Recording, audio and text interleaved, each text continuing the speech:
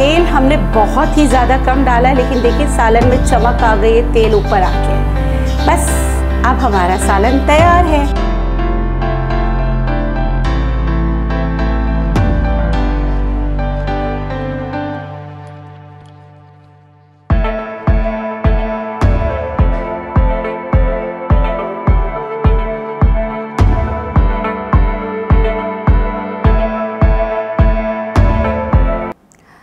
बिस्मिल्लाहिर्रहमानिर्रहीम, अस्सलाम वालेकुम। इस उम्मीद के साथ आप लोग खैरियत से होंगे। मैं हूं नेचुरोपैथ डॉक्टर बिल्किस। गर्मियां उरूज पर है, लू चल रही है, हालत ख़राब है, पसीना बेतहाशा आता है, इसके साथ गर्मियों की सारी बीमारियां आ जाती हैं। तो ऐसे में ग़िज़ा का बहुत ज़्यादा ख़्याल रखना चाहिए। आपकी ग़िज़ा का ख़्याल करते हुए हमारी घर की एक बहुत ही ज़बरदस्त रेसिपी लौंजी, मेरी वालदा ही थी, मेरी मरहूम सास मरहूमा वो बनाती थी, और तकरीबन हमारे घर में हर दूसरे तीसरे दिन लौंजी बनी होती थी।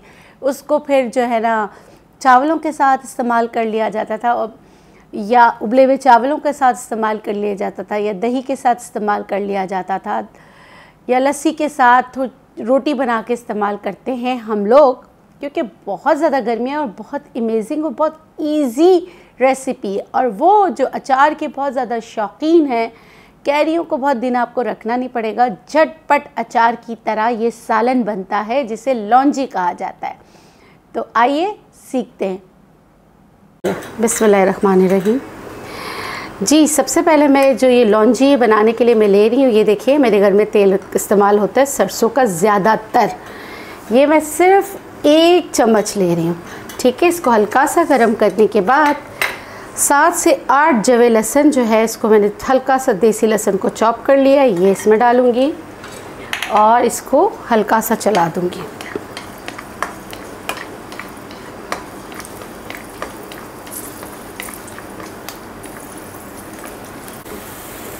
ये लहसुन जो है मेरे ब्राउन हो गए हैं। उसके बाद मैं इसमें मिर्चें डालूँगी, उसके साथ मैं डालूँगी 1 चम्मच ज़ीरा थोड़ा सा मैं ज़्यादा डालती हूँ, आपकी मर्ज़ी, आप कम डालना चाहें कम डाल दें। 1 ही चम्मच मैं इसमें धनिया डालूँगी। ½ टीस्पून के करीब मैं इसमें डाल रही हूँ हल्दी। अब इनको मैं चला लूँगी,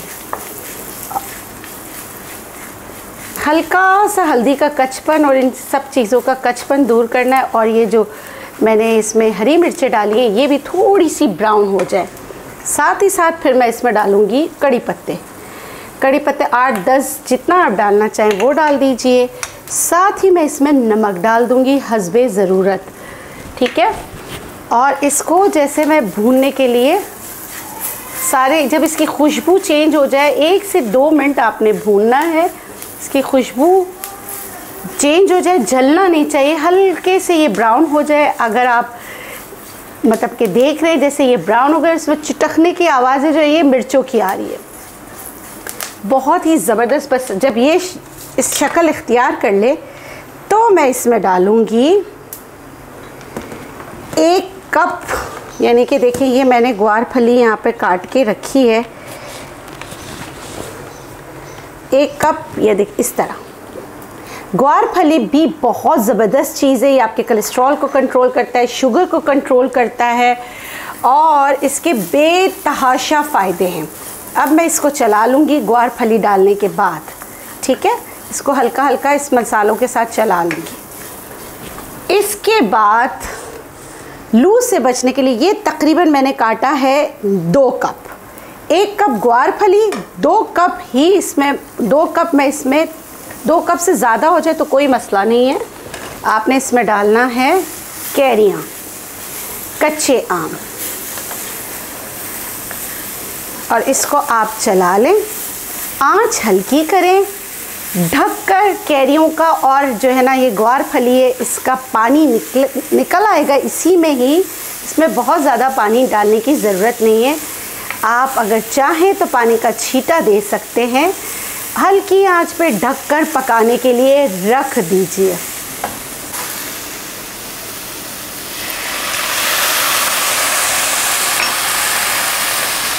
काश आप लोग खुशबू सूंघ सकते।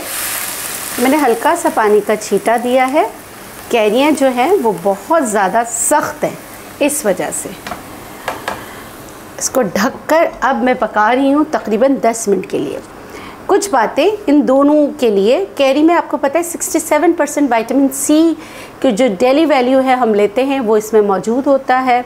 अच्छा, इसमें शुगर भी है, मगर इसमें ग्वार फली डालिए तो ग्वार फली जो है वो शुगर पेशेंटों के लिए, जो डाइट करना चाहते हैं उनके लिए, जो कोलेस्ट्रॉल कम करना चाहते हैं उनके लिए बहुत ही बेहतरीन चीज़ है।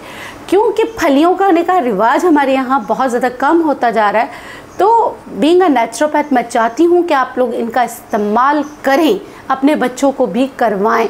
इसलिए ऐसी छोटी छोटी काविशें मैं किचन से लेकर आती हूँ ताकि आप लोग इनका इस्तेमाल करें। इसके जो वैल्यूज़ हैं, डेली वैल्यूज़ में आपके कोलेस्ट्रॉल को कम करता है, आपके शुगर लेवल को कंट्रोल करने में ग्वार फली आपकी मदद करता है। इसी तरह कैरी आपको लू से बचाता है, फाइबर इसमें कम है, शुगर कंटेंट थोड़ा ज़्यादा है, लेकिन विटामिन सी इसमें बहुत ज़्यादा है। और जो है, क्योंकि कुछ लोगों का कैरी खाने से गला ख़राब हो जाता है, तो जब आप इस तरह के सालन खाएंगे तो क्योंकि थोड़ा सा पक चुका होगा तो ये जो गले की ख़राबी होती है वो भी नहीं होगी। कोशिश कीजिएगा कि सरसों के तेल में ही बनाएं।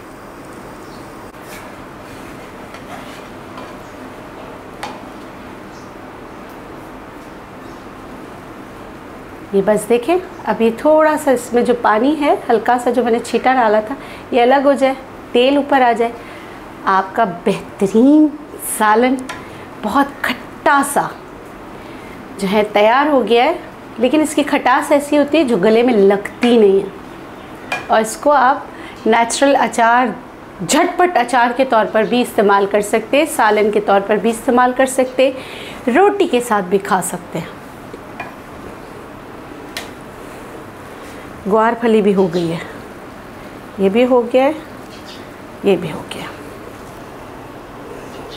तेल हमने बहुत ही ज़्यादा कम डाला है, लेकिन देखिए सालन में चमक आ गई है, तेल ऊपर आ गया है। बस अब हमारा सालन तैयार है। या आप ये समझ लें कि आपका झटपट अचार तैयार है। इसको हम डिश आउट कर देते हैं।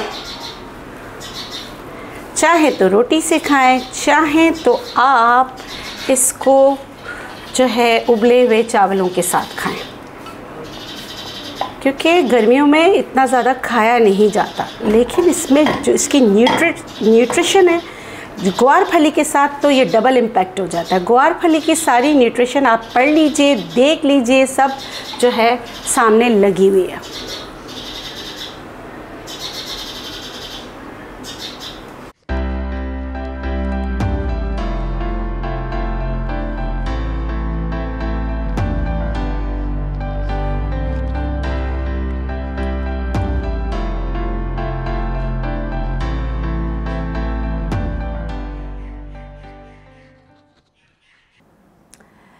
जी जनाब, मैं उम्मीद करती हूँ ये रेसिपी आपको पसंद आएगी। ये रेसिपी मैंने खुलूस से, नीयत से बनाई है उन लोगों के लिए जो बहुत ज़्यादा, जिनको गर्मी लगती है।